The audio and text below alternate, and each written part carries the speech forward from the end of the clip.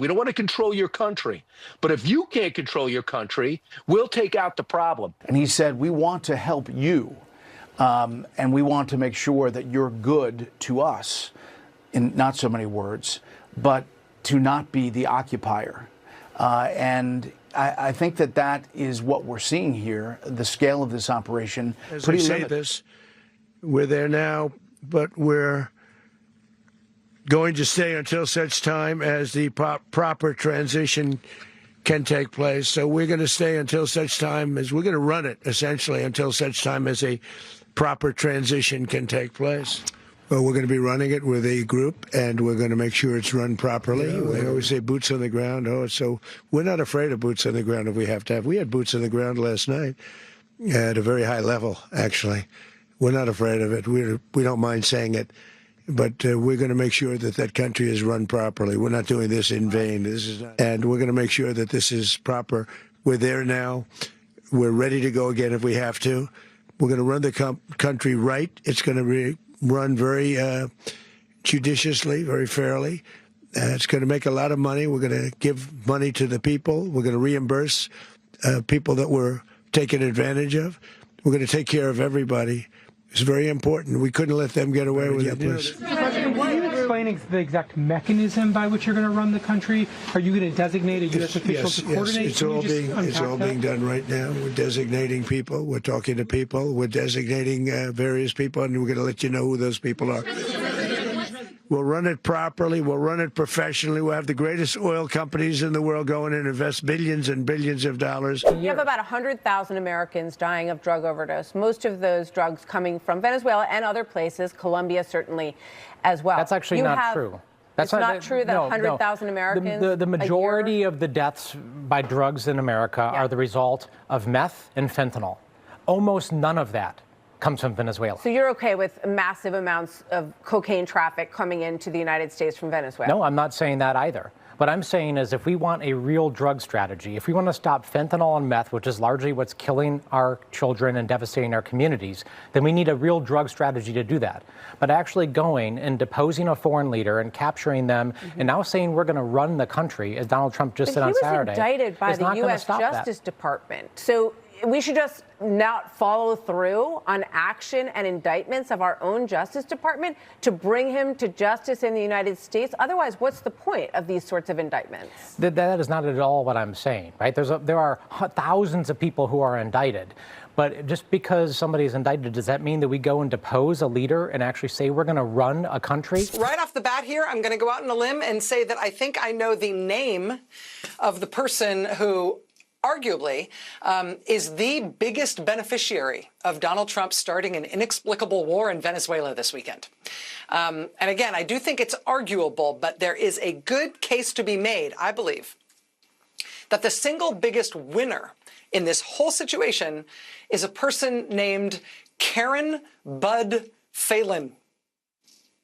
And the reason you can tell she is the biggest beneficiary of the Venezuela invasion is because no one within the sound of my voice right now has any idea who that is. Karen Bud Phelan. Who? Have you ever heard this name before? Has anybody ever heard of this person? No? No, nobody knows who this person is. Karen Bud Phelan is the #3 official in the Interior Department under Donald Trump. She also served in the same department during Trump's first term. Karen Bud Phelan's family has a ranch in Nevada, and there's a company that wanted to build a huge mine, a huge lithium mine in that part of Nevada. And lithium mines, among all of their other many splendid things, they do take a ton of water. So during Trump's first term, while Karen Bud Phelan was working at the Department of the Interior, Karen Bud Phelan's husband sold the water rights from their ranch in Nevada to the mining company that was going to build this big mine. They said, we're going to pay you $3.5 million for the water from your ranch. The only catch, the only contingency is that the full deal only goes ahead if our mine gets approved by the Interior Department. If our mine doesn't get approved, then the deal's off. You can see there's a real financial incentive there, right? The Monroe Doctrine and the Trump Doctrine.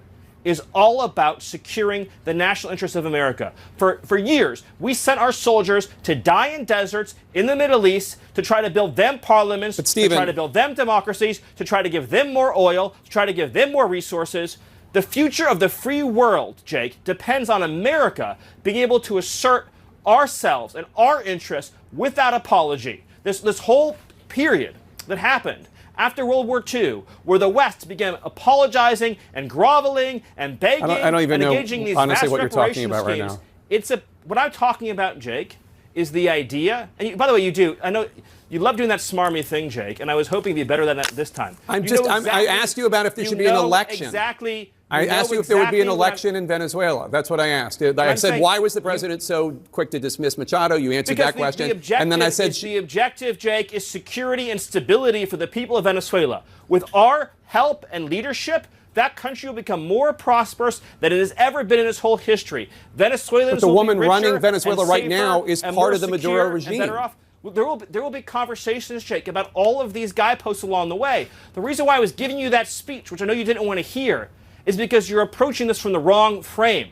This neoliberal frame that the United States' job is to go around the world and demanding immediate elections be held everywhere, immediately, all the time, right away. To create these vacuums. That's not what I think, but you invaded the country. Went into the country and we seized the leader of Venezuela. Damn straight we did. And I'm saying, we're not going to let. So is the U.S. going to have new elections? Jake, is that we're not going to let Tim Pot communist dictators send rapists into our country, send drugs into our country, send weapons into our country. Okay. And we're not going to let a country fall into the hands of our adversaries. So both Democrats and Republicans are frothing at the mouth at the idea of another forever war. And of course, Republicans are pretending like kidnapping the leader of a sovereign nation is totally normal. Nothing to see here, bro. We do this all the time.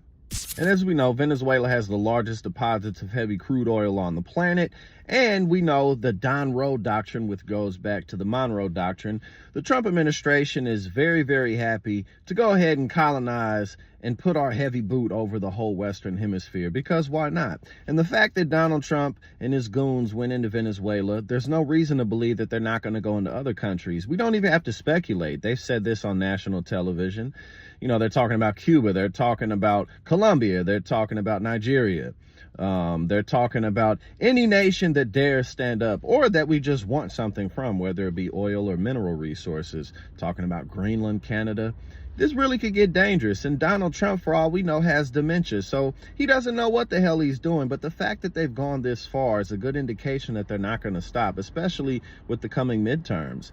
You know, the Republicans are going to get wiped out. So we also got to question how free and fair they're going to be. And if Donald Trump's going to try to pull something where he's like, actually, we can't do elections. We can't do the midterm elections because I have to be emperor forever.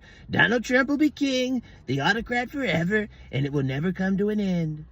I mean, basically, that's what we're dealing with, a complete lunatic. And the cult is falling apart. Marjorie Taylor Greene didn't had enough.